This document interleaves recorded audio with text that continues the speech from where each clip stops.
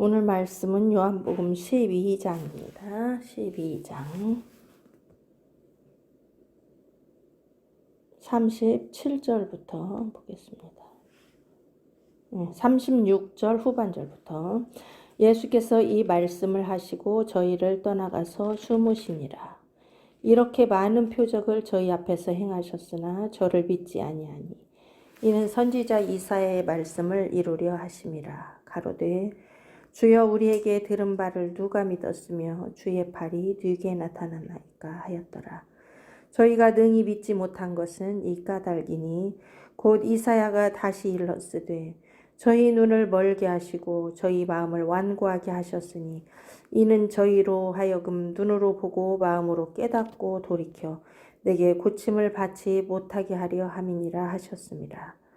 이사야가 이렇게 말한 것은 주의 영광을 보고 주를 가리켜 말한 것이라. 그러나 관원 중에도 저를 믿는 자가 많되 바리새인들을 인하여 드러나게 말하지 못하니 이는 추리를 당할까 두려워함이라.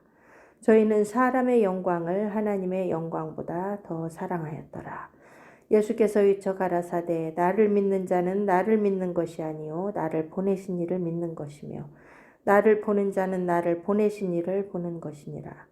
나는 빛으로 세상에 왔나니 무릇 나를 믿는 자로 어둠에 거하지 않게 하려 함이로라. 사람이 내 말을 듣고 지키지 아니할지라도 내가 저를 심판하지 아니하노라. 내가 온 것은 세상을 심판하려 함이 아니요 세상을 구원하려 함이로라. 나를 저버리고 내 말을 받지 아니하는 자를 심판할 이가 있으니 곧 나의 한 그 말이 마지막 날에 저를 심판하리라. 내가 내 자의로 말한 것이 아니요 나를 보내신 아버지께서 나의 말할 것과 이를 것을 친히 명령하여 주셨으니 나는 그의 명령이 영생인 줄 아노라. 그러므로 나의 이르는 것은 내 아버지께서 내게 말씀하신 그대로 이르노라 하시니라. 아멘. 우리가 지난주에는 자기 생명을 사랑하는 자는 잃어버릴 것이요 이 세상에서 자기 생명을 미워하는 자는 영생하도록 보존하리라. 사람이 나를 섬기려면 나를 따르라. 나 있는 곳에 나를 섬기는 자도 거기 있으리니 사람이 나를 섬기면 내 아버지께서 저를 귀히 여기시리라. 예수님께서 이렇게 말씀하셨죠. 그리고 또 말씀하셨어요. 35절에 12장 35절에 예수께서 가라사대 아직 잠시 동안 빛이 너희 중에 있으니 빛이 있을 동안에 다녀 어두움에 붙잡히지 않게 하라. 어두움에 다니는 자는 그 가는 길을 알지 못하느니라. 너희에게 아직 빛이 있을 동안에 빛을 믿으라. 그리하면 빛의 아들이 되리라. 이 자기 생명을 사랑하는 자는 잃어버린다고 말씀하셨어요. 그리고 자기 생명을 미워하는 자는 영생하도록 보존하리라. 우리는 다 자기 생명을 사랑하죠. 누가 자기 생명을 미워할 수 있겠어요?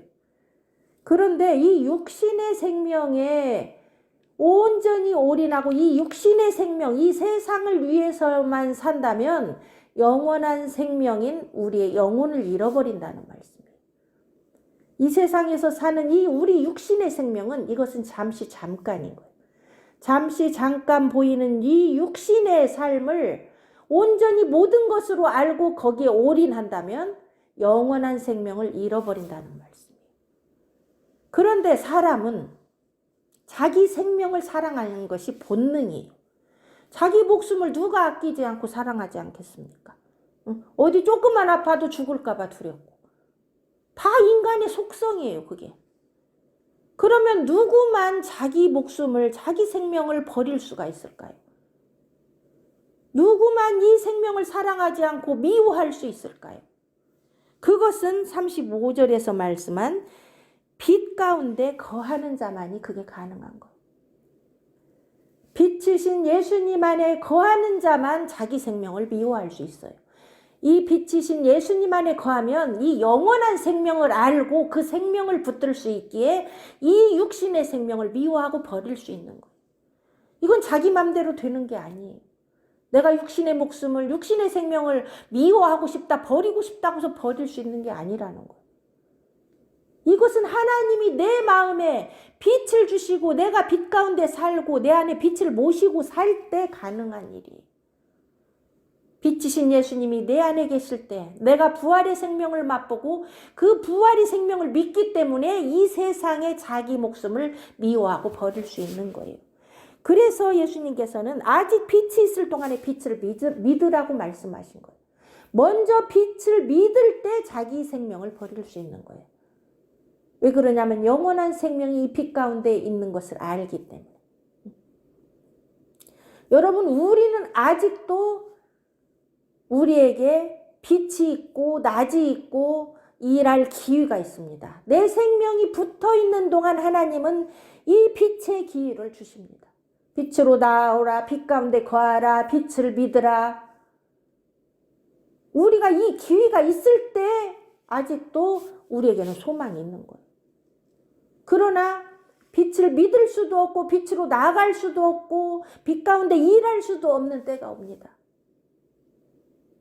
그때는 아무도 일할 수 없다고 말씀하십니다. 어두움이 오면, 이 세상에 온 천지에 어두움이 임하면 아무도 일할 수 없을 때가 와요. 우리는 아직 기회가 있을 때에 빛을 믿고 빛 가운데 거하고 예수님을 내 마음에 모시고 그분과 동행해야 됩니다. 그래야만이 자기 생명을, 자기 목숨을 미워하고 버릴 수 있는 자들이, 담대한 자들이 될 수 있는 거예요. 오늘 말씀은 이 연장선에서 지금 이 말씀을 하시고 저희를 떠나가서 숨으셨다고 그래요. 마지막으로 그들에게 빛을 믿을 기회를 주시고 이제 예수님은 떠나가서 숨으셨습니다. 이렇게 많은 표적을 저희 앞에서 행하셨으나 저를 믿지 아니하니. 예수님이요, 3년 반 동안 이 공생의 기간에 얼마나 많은 표적과 기사를 베풀었는지 모릅니다. 죽은 자를 살리고 벙어리를 말하게 하고 소경의 눈을 띄우고 중풍병자를 고치고 온갖 병든 자, 귀신 들린 자를 고치시고 이 책에 기록할 수 없을 만큼 기적을 많이 행하셨습니다. 요한복음 기자는 그렇게 말씀하죠. 주님 행하신 걸 다 쓰려면 그거를 쌓아놓을 것도 부족하다. 성경 위에 얼마나 많은 기적을 행하셨는지 우리는 알 수가 없습니다. 그렇게 많은 표적을 행하셨으나 저를 믿지 아니하니. 이 표적을 본다고 믿는 건 아니라는 거예요, 결국은. 기적을 나타냈다고 믿는 건 아니라는 거예요. 오병이어의 사건, 물고기 2마리와 떡 5개로 남자만 5,000명을 먹였으니까 어린아이까지 부녀들까지 포함하면 2만 명 이상을 먹이신 거예요. 그걸 누가 할 수 있겠어요?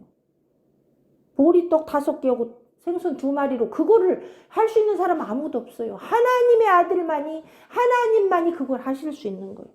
그러나 그렇게 많은 표적을 행할 때는 그때 잠깐은 믿어요. 그때 잠깐 하나님께 영광을 돌리고 놀라운 분이다. 하나님의 아들인가?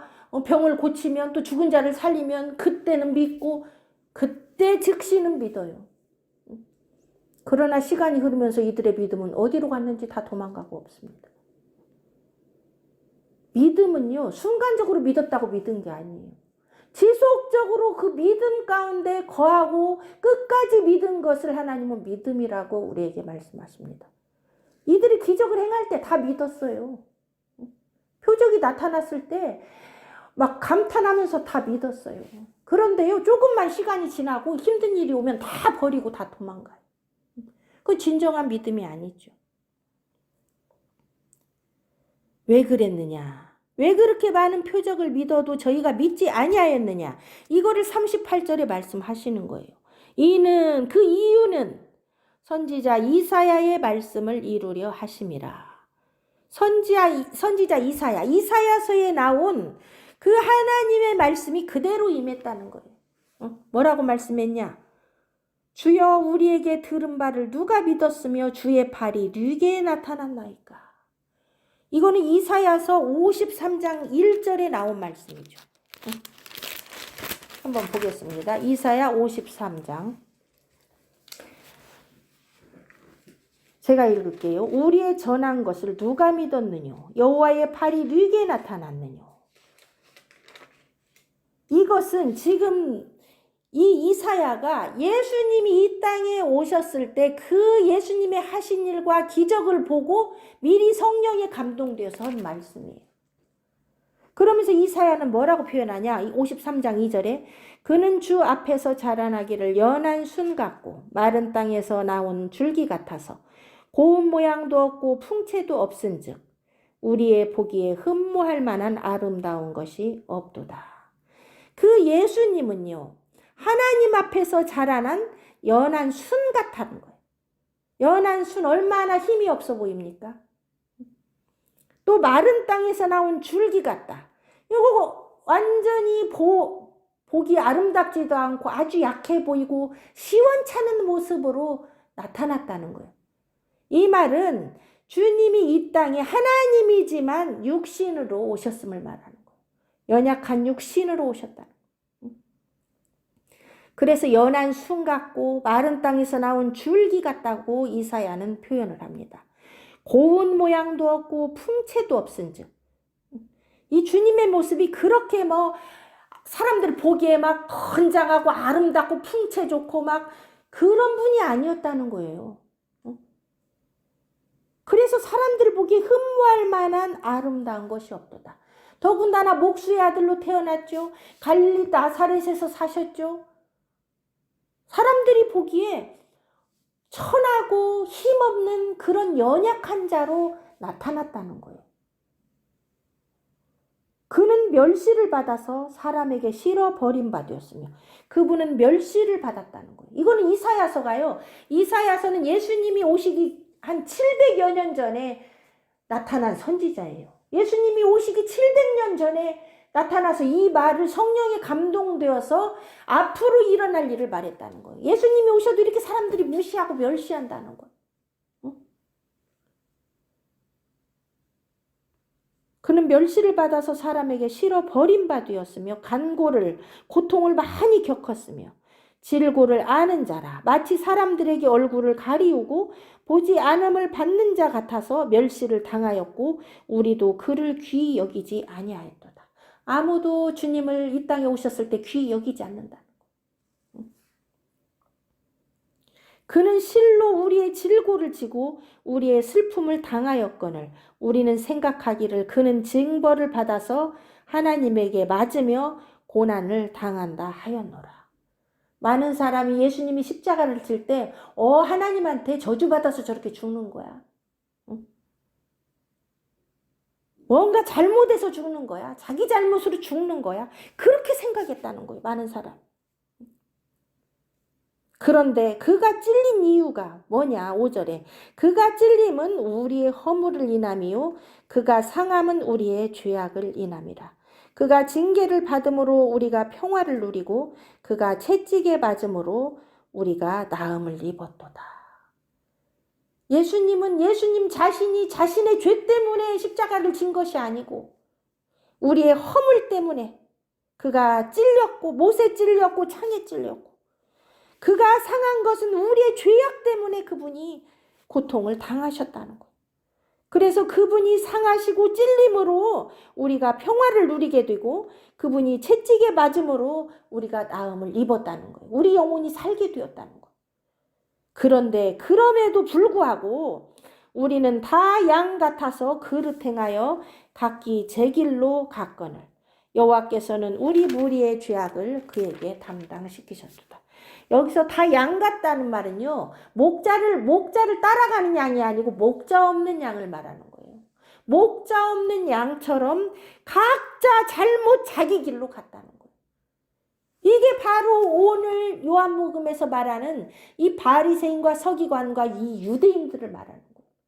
주님이 이 땅에 우리 죄 때문에 오셨고 우리의 허물 때문에 죄악 때문에 지금 십자가를 지시려고 오셨는데 이들은 목자 없는 양같이 예수님을 목자로 삼지 아니하고 영접하지 아니하고 우리 방식으로 생각하고 우리 방식으로 예수님을 거절했다는 거예요.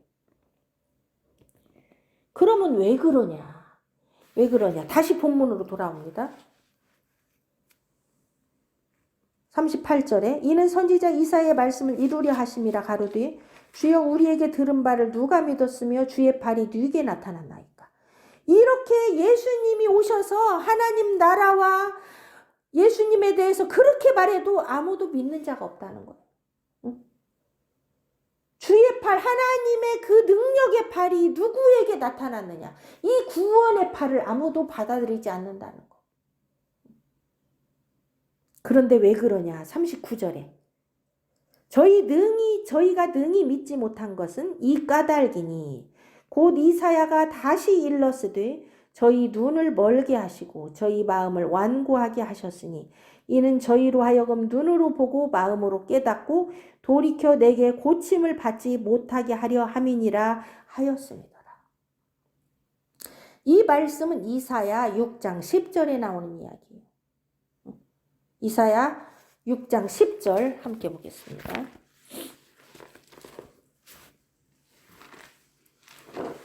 제가 읽을게요. 이사야 6장 9절에서 10절 읽겠습니다. 여호와께서 가라사대 가서 이 백성에게 이르기를 너희가 듣기는 들어도 깨닫지 못할 것이요 보기는 보아도 알지 못하리라 하여 이 백성의 마음으로 둔하게 하며 그 귀가 막히고 눈이 감기게 하라. 염려컨대 그들이 눈으로 보고 귀로 듣고 마음으로 깨닫고 다시 돌아와서 고침을 받을까 하노라. 이 말씀을 우리가 잘못 오해하면요. 하나님이 그 마음을 둔하게 만들고 귀가 막히게 만들고 눈이 감기게 하나님이 만들어서 우리가 못 보고 못 듣고 우리 마음이 둔하게 됐다. 잘못하면 이 말씀을 그렇게 오해합니다. 그런데 이 말씀은 그 말씀이 아니에요. 이것은 이 백성의 마음이 원래 완악하고 둔해요. 여기서 마음이 둔하다는 것은 완악한 마음을 표현합니다. 예수님이 마태복음 13장에서 이것을 마태복음 13장에서 완악하다고 말합니다.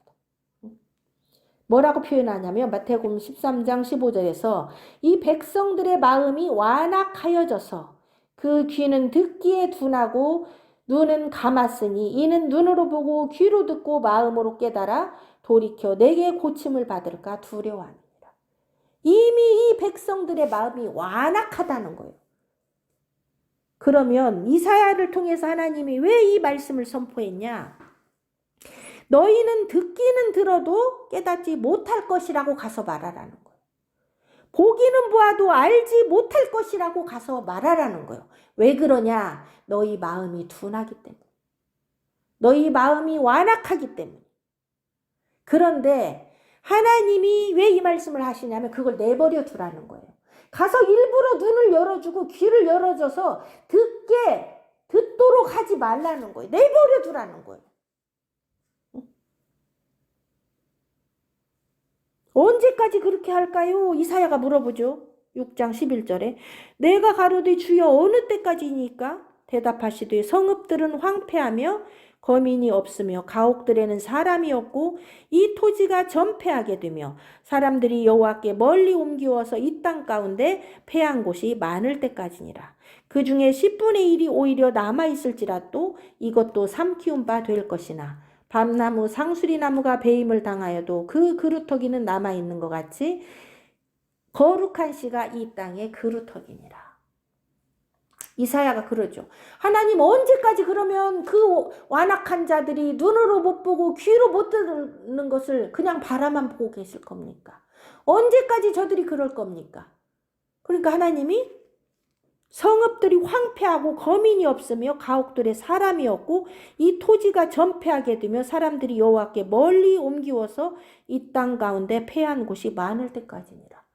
왜 하나님이 이런 말씀을 하셨을까요? 이들이 지금 등 따시고 배부르고 먹을 거 많고 아무것도 잃은 것이 없으니까 그 마음이 완악해져서 그 마음에 하나님 두는 걸 싫어했다는 거예요. 이것이 이사야서 29장에는 확실히 나와요. 저희들이 마음에 하나님 두기를 싫어했다. 입술로는 하나님을 존경하고 입으로는 여호와를 부르지만 그 마음에는 하나님 두기를 싫어한다는 거예요. 그러니까 이들은 아무리 귀를 열어주려고 하고 눈을 열어주려고 하고 하나님이 아무리 말해도 듣질 않는다는 거예요. 여러분, 우리가 마음에 하나님을 두지 않으면요, 하나님의 말씀을 내 마음 중심에 두지 않으면요, 우리는 금방 완악해집니다. 금방 세상을 좋아하게 되고 금방 세상으로 나가고 하나님에 대해서 무감각해지고 마음이 둔해져요. 아버지에 대해서 둔해지고 회개를 할 마음이 없어져요. 세상에만 눈이 밝고 세상 일에만 마음이 기쁘고 즐겁고. 그래서 하나님이 뭘 허락하시냐? 이들에게 환난을 허락하시는 거예요. 이들이 바벨론 포로로 잡혀가고 이스라엘이 완전히 예루살렘 성이 무너지고 황폐해지고 너희 자식들이 다 포로로 잡혀가고 너희도 포로로 잡혀가고 이 땅이 황폐해서 아무것도 없게 될 때 가서 포로로 진탕 고생해 봐야 그때야 너희가 나를 찾는다는 거예요. 그때까지 완악한 마음, 눈먼 마음, 귀 멀은 마음 내버려 두라는 거예요. 아무리 말해도 안 듣는다는 거예요. 하나님 일부러 우리 마음을 완악해 온 것이 아니고 이미 완악했어요. 이미 눈이 멀었어요. 이미 귀가 멀었어요. 그런데 하나님이 그걸 내버려 두라는 거예요. 일부러 안 띄워준다는 거예요. 그러니까요, 우리가 세상으로 자꾸 나가고 완악하면서 하나님이 때가 되면 인도하시겠지, 이 말은 잘못된 말이라는 걸 성경이 말하고 있는 거예요. 내버려 둡니다, 하나님은. 그 잠자는 신, 잠든 신이 나를 장악하도록 하나님은 내버려 둬요. 대신 뭐가 오냐? 환난이 오고 황폐하게 된다는 거. 그것도 하나님의 은혜죠. 여러분, 환난도 하나님의 은혜예요. 어려움도 하나님의 은혜예요. 고난이 그래서 유익인 거예요. 고난이 올 때 사람은 자기를 돌아보고 회개할 기회가 생긴다는 거예요. 돌이킬 기회가 생긴다는 거예요. 그것이 오기 전에는 사람은 완악하고 눈이 멀고 귀가 멀어서 하나님을 찾지 않는다는 거예요. 하나님은 내버려 두십니다. 여러분, 우리가 착각하면 안 돼요. 내가 세상으로 막 나가도, 내가 맘대로 살아도 하나님이 나 고치시겠지. 착각이에요. 내버려 두라고 그래요.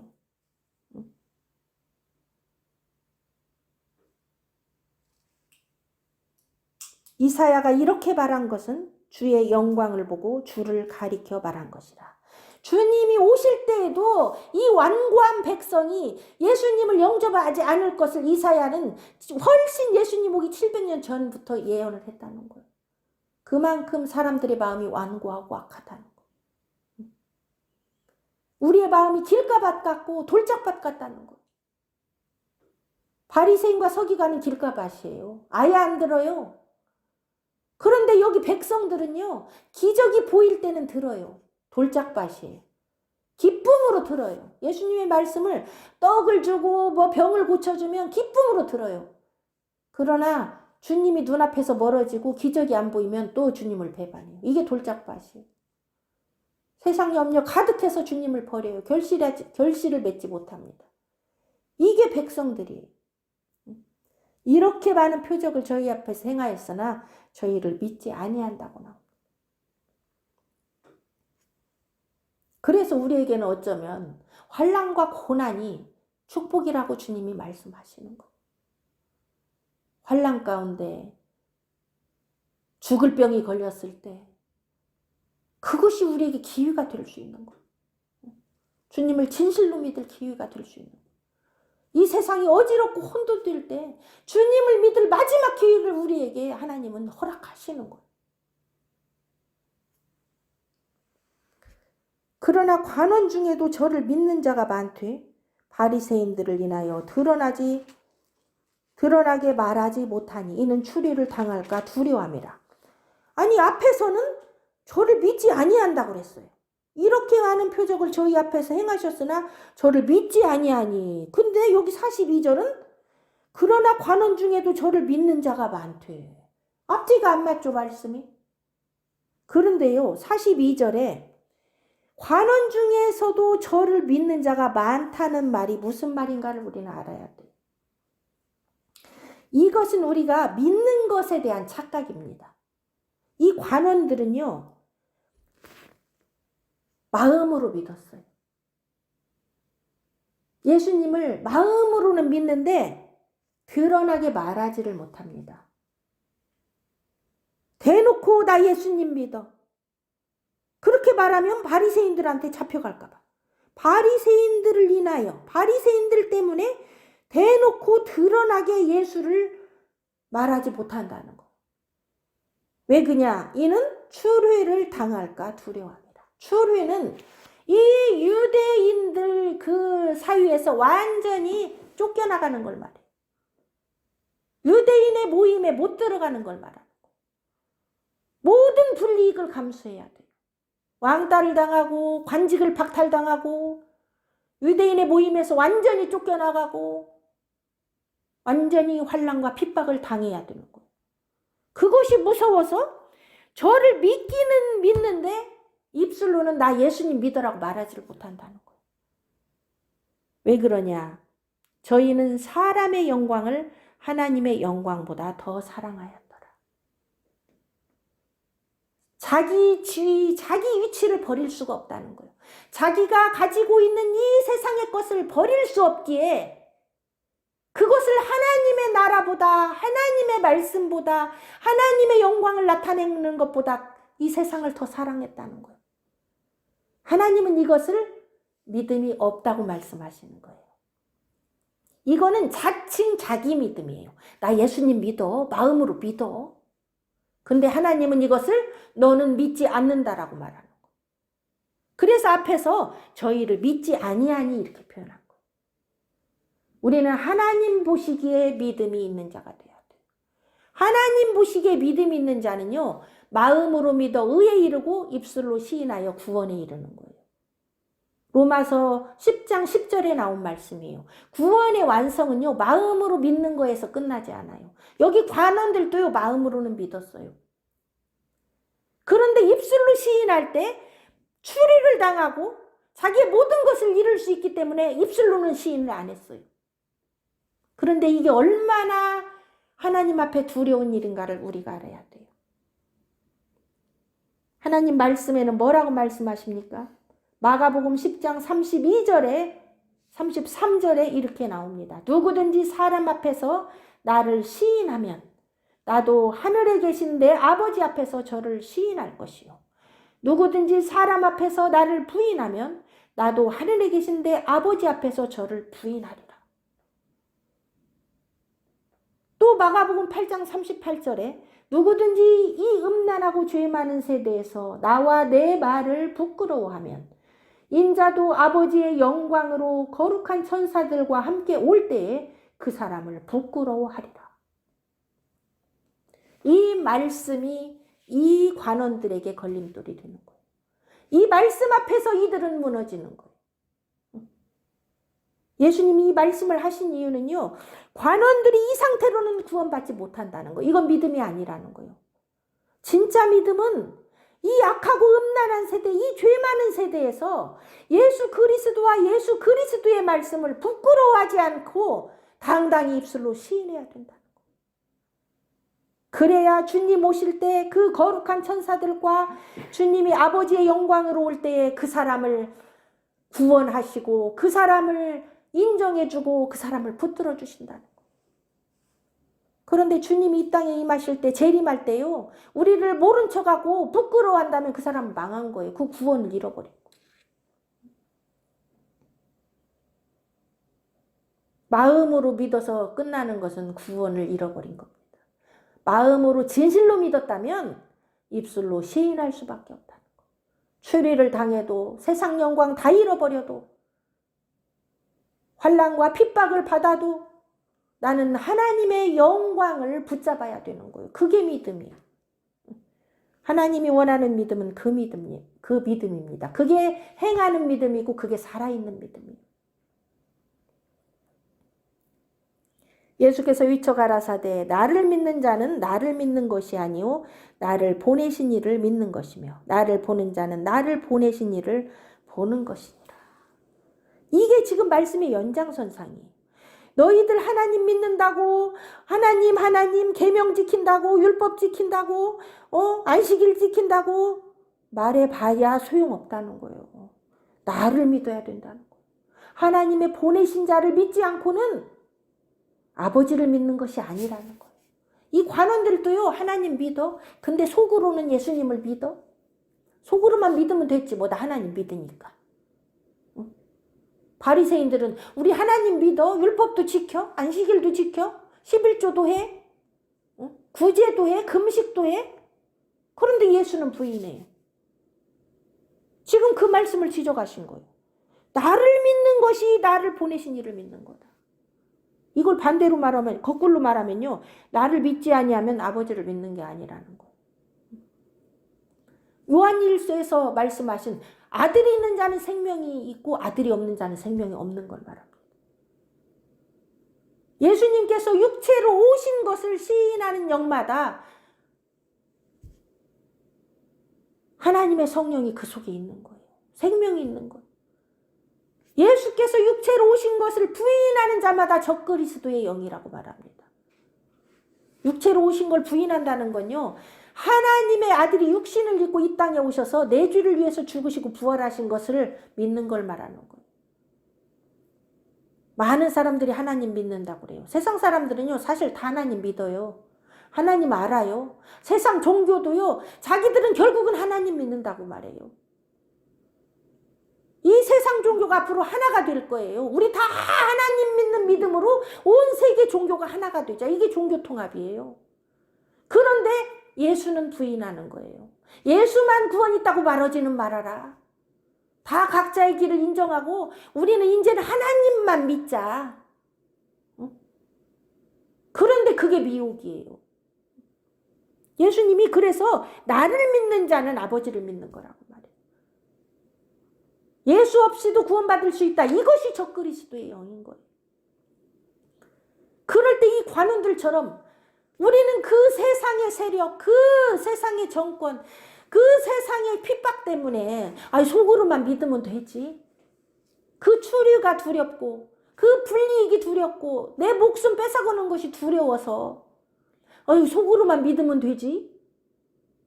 그거 하나님 앞에 안 통한다는 얘기예요. 그거 믿음 아니라는 거 지금 말씀하시는 거예요.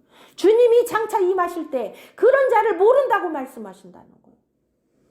여러분, 우리 마음으로만 믿어서는 구원 못 이뤄요.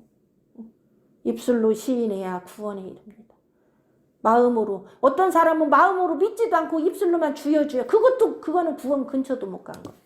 먼저는 마음으로 진실로 믿고 그 다음에는 이 마음으로 믿는 걸 입술로 나타내야 돼요. 나 예수님 믿는다. 그걸 어디서 나타내야 되냐? 죽음 앞에서조차 나타내야 돼.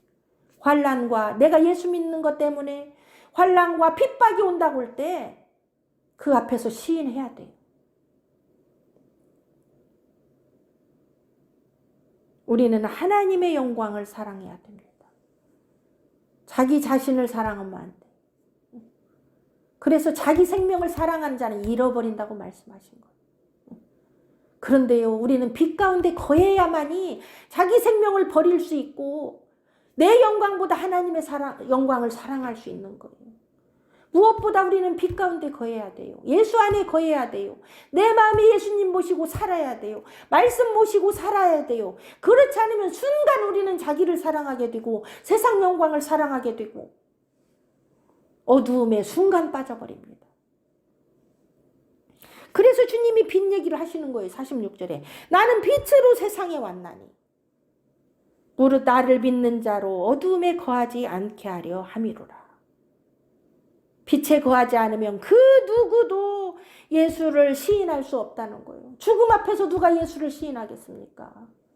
빛 가운데 거하는 자만 가능하다는 거예요. 그래서 빛으로 오셨다는 거예요. 예수를 믿고 그 빛 가운데 거해야 너희가 어둠에 빠지지 않고 예수님을 부인하지 않게 된다는 거예요. 그러지 않고는요, 우리 죽음 앞에서 예수님을 다 부인하게 됩니다. 자기 목숨에 끼려고 예수 부인해서 영원한 어두움과 사망으로 떨어지게 되는 거예요.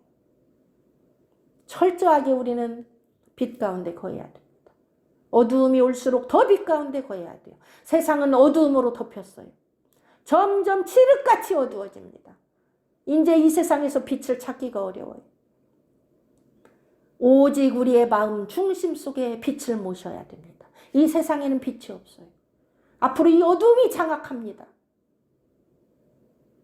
우리 가슴 속에, 우리 마음 속에 예수 생명 하나님의 말씀의 빛으로 가득 채워야 돼요. 성령의 기름으로 가득 채워서 이 빛이 꺼지지 않게 해야 돼요. 말씀이 있는 자만 빛으로 빛 가운데 거할 수 있어요. 그래서 미련한 다섯 처녀는 왜 주님을 못 만났냐? 주님이 오셨을 때 맞이할 수 없었냐? 그들이 기름이 없고 등불이 꺼져갔기 때문에.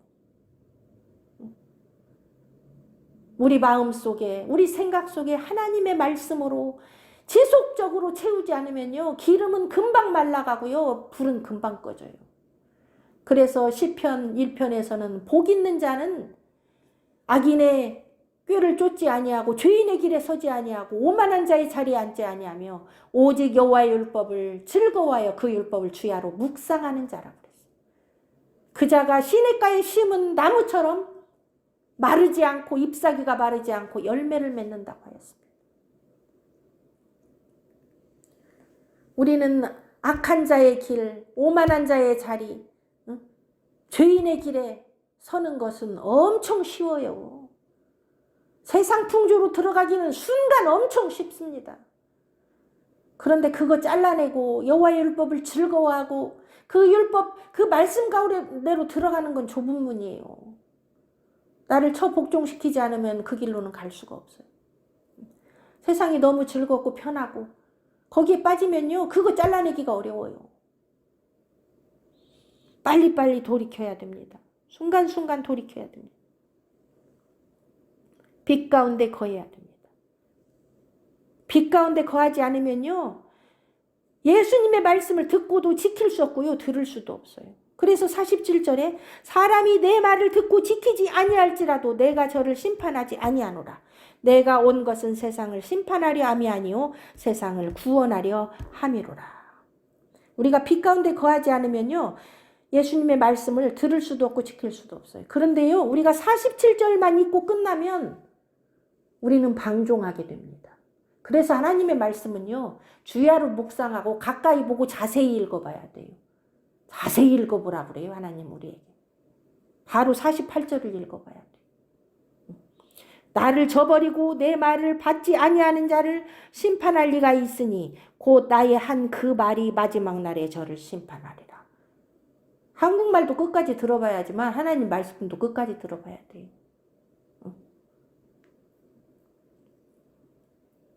주님이 이 땅에 오셨을 때는요, 심판하러 온 게 아니에요. 구원하러 오셨어요. 십자가를 지러 오셨어요. 하나님의 나라를 선포하러 오셨어요. 회개를 선포하러 오셨어요. 생명의 떡을 주려고 오셨어요. 우리 죄를 대신해서 죽으시려고 오셨어요. 그것이 바로 구원하러 오신 거예요. 주님이 이 땅에 초림은요, 구원하러 오신 거예요. 심판하러 온 게 아니에요. 그걸 말씀하시는 거예요. 그런데 그 구원의 복음을 우리에게 주셨는데 그 말을 우리가 안 지키고 안 들어도요, 그때는 심판당하지 않아요. 바로 심판당하는 게 아니에요. 언제 심판하냐? 마지막 날에 심판한다고 나옵니다. 이 마지막 날이 언제냐? 주님이 장차 오실 날, 재림의 날, 만왕의 왕으로 심판의 주로 오실 날이에요. 주님이 초림 때는 심판하러 오신 게 아니에요. 구원하러 오셨어요. 그런데 그 구원의 복음을 듣고도 믿지 아니하면 마지막 날 주님 오실 때 심판합니다. 산 자와 죽은 자를 심판하러 오십니다. 예수의 생명이 있는 자와 없는 자를 심판하러 오십니다. 빛과 어둠을 심판하러 오십니다. 양과 염소를 심판하러 오십니다. 미련한 다섯 처녀와 지혜로운 다섯 처녀를 심판하러 오십니다. 의인과 악인을 심판하러 오십니다. 달란트를 땅에 묻어놓은 자와 남긴 자를 심판하러 오십니다. 예수를 버리고 저버리고 예수님의 말씀을 받지 아니한 자를 심판할 리가 있으니 곧 나의 한 그 말이 마지막 날에 저를 심판하리라. 예수님이 이 땅에 오셔서 하신 그 말씀으로 심판한대요. 왜 그냐? 그 말씀이 곧 하나님 아버지께서 주신 말씀이라는 거. 곧 아버지가 심판한다는 거. 아버지 입에서 나온 말씀을 예수님이 이 생전에 오셔서 우리에게 다 하셨어요. 결국은 하나님의 심판을 받게 된다는 걸 말합니다. 여기 조건부예요. 무조건 사랑 아니에요, 하나님은. 무조건 구원, 무조건 은혜가 아니에요. 항상 조건이에요. 그러나 무조건은요, 딱 한 가지 있어요. 우리를 먼저 사랑한 건 무조건이에요. 우리를 위해서 자신의 목숨을 무조건으로 주셨어요. 조건 없이 주셨어요, 그거는. 그러나 믿는 자만 그 은혜에 들어갈 수 있습니다. 믿음으로 영접한 자만 그 무조건적 사랑을 받을 수 있는 거예요. 아무나 믿지도 않는 자에게 주는 은혜가 아니에요. 회개하고 믿는 자, 회개하고 복음을 믿는 자만 하나님의 그 은혜 가운데 들어갈 수 있다는 걸 말해요. 예수님의 말씀을 듣고 지킨 자만 그 은혜 가운데 들어간다는 걸 말합니다.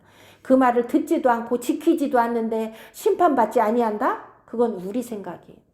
우리 착각이에요. 마음으로만 믿고 입술로는 시인 안 해도 하나님 내 마음 다 아시니까 구원하시겠지? 그건 우리 생각이에요. 하나님은 분명히 말씀했습니다. 마음으로 믿고 의에 이르고 입술로 시인하여 구원에 이르리라. 너희는 내 말을 듣고 지켜야 구원한다. 내 말을 듣고 순종하는 자만 아버지의 나라에 간다. 다 조건부로 말씀하셨어요.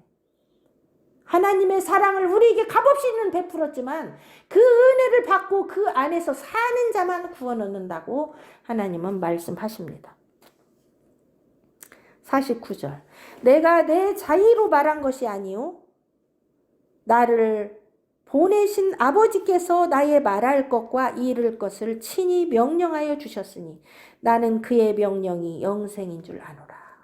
예수님은 이 땅에 오셔서요, 아버지의 말씀만 전했어요. 내 맘대로 한 게 아니라는 거예요. 내 자의로 말한 것이 아무것도 없다는 거예요. 나를 보내신 아버지께서 나의 말할 것과 이를 것을 친히 명령하여 주셨는데 나는 그것만 전했다는 거예요. 나는 그의 명령이 영생인 줄 아노라. 하나님의 말씀이 영생이라고 말씀하십니다. 이 세상 어디에도 영원한 생명은 없어요. 이 세상 어디에도 우리가 믿을 것은 없어요. 우리는 사람을 믿어서는 안 돼요. 사람의 이론과 사람의 철학과 이 세상 과학과 이 세상 지식은 우리에게 영생을 줄 수가 없습니다. 오로지 영생은 그의 명령입니다. 하나님이 창조주이시고 그분이 우리를 지으셨고 그분 안에 있을 때만 복이고 생명이라는 것을 믿는 것이 영생이에요. 그의 보내신 자를 믿는 것이 영생이에요. 그래서 예수님이 요한복음 6장 63절에서 말씀하십니다. 내가 너희에게 이른 말이 영이요 생명이라. 주님은 무슨 말씀을 우리에게 이르렀습니까? 알려줬습니까? 오직 아버지 입에서 나온 말씀만 전했다는 거예요. 그래서 예수님이 우리에게 일러주신 그 말씀이 곧 길이요 진리요 생명인 거예요. 내가 곧 길이요 진리요 생명이라는 그 말씀은 하나님 입에서 나온 말씀이에요. 예수님을 통하여 길을 열고 예수님을 통하여 생명을 주고 예수님을 통하여 우리에게 진리를 주신다는 아버지의 말씀이라는 거. 그래서 예수 외에는 길이 없고 진리가 없고 생명이 없는 거예요. 그 말씀을 믿지 않으면, 그 말씀을 믿고 지키지 않으면 그 말로 심판당한다는 거예요. 그 말씀으로 심판당한다는 거예요. 주님이 오실 때 그 입의 검으로 싸운다고 그랬어요. 그 입의 검이 뭐냐? 말씀의 성령의 검이. 그 말씀으로 싸우면서 심판하면서 오시는 거예요. 그 말씀을 믿지 않고 세상 사람의 말 따라가고 세상 사람 앞에서 예수님을 부끄러워하고 그 말씀을 부끄러워한 자는 장차 그분이 거룩한 영광으로 오실 때 우리를 부끄러워하고 거절할 것입니다. 우리는 이 말씀을 깊이 생각하면서 우리의 믿음을 다시 한번 점검해야 됩니다. 나는 마음으로만 믿고 세상 앞에서 사람들 앞에서 예수를 부끄러워하고 시인하지 않는가? 복음 전하는 것이 부끄러운가? 예수님을 말하는 것이 부끄러운가? 그렇다면 우리는 여전히 이 관원들의 믿음에 머무른 거예요. 회개하지 않으면 형벌입니다. 회개하지 않으면 주님 오실 때 심판당합니다. 예수님의 말씀은요, 그 말을 듣고 지켜야 돼요. 그 말을 들었으면 마음으로만 믿어서는 끝나는 게 아니에요. 마음으로 믿으면 안 돼요. 마음으로만 믿어서는 안 돼요. 마음으로 믿고 입술로 시인해야 돼요. 마음으로 믿고 지켜야 돼요. 들었으면 지켜야 돼요. 좁은 길로 가라면 가야 돼요. 죄악을 회개하고 버리라면 버려야 돼요. 예수님과 세상을 겸하여 섬길 수가 없어요. 겸하여 섬기는 것이 음란이고 그것이 우상숭배인 거예요. 내 아내와 다른 여자를 어떻게 동시에 사랑하고 겸하여 섬길 수가 있겠습니까? 똑같은 거예요. 하나님이 그걸 분노하시고 진노하시는 거예요. 그걸 우리가 회개해야 됩니다. 이 세상을 동시에 사랑하고 마음으로는 하나님 믿는다고 그러고 입술로는 주여 주여 하고 마음에는 세상을 두고, 오늘 본문을 통하여 우리가 우리 자신을 철저히 바라보고 우리 눈이 멀었는지 마음이 완악한지 귀가 멀어서 하나님의 말씀을 깨달을 수 없는지, 왜 나는 하나님의 말씀을 봐도 알 수가 없고 뭔 말인가도 모르고 재미도 없고 졸리기만 하고, 그건요 우리 마음속에 지금 세상이 들어있다는 거. 하나님을 내 마음에 목숨처럼 사랑하지 않고 있다는 거. 마음을 다하여 그분을 사랑하지 않고 있다는 거. 그래서 눈이 멀어 있는 거예요. 눈 멀게 내버려 두라보잖아요. 하나님 사랑하지 않은 걸 먼저 회개해야 됩니다. 세상을 사랑한 걸 먼저 회개하고 주님 앞에 엎드리고 말씀 속으로 들어갈 때 하나님께서 우리의 완고한 마음과 이 눈먼 귀와 눈을 띄워주셔서 하나님의 말씀을 깨닫게 하실 줄로 믿습니다. 한 주간 동안도 말씀 가운데서 승리하시기를 간절히 기도합니다.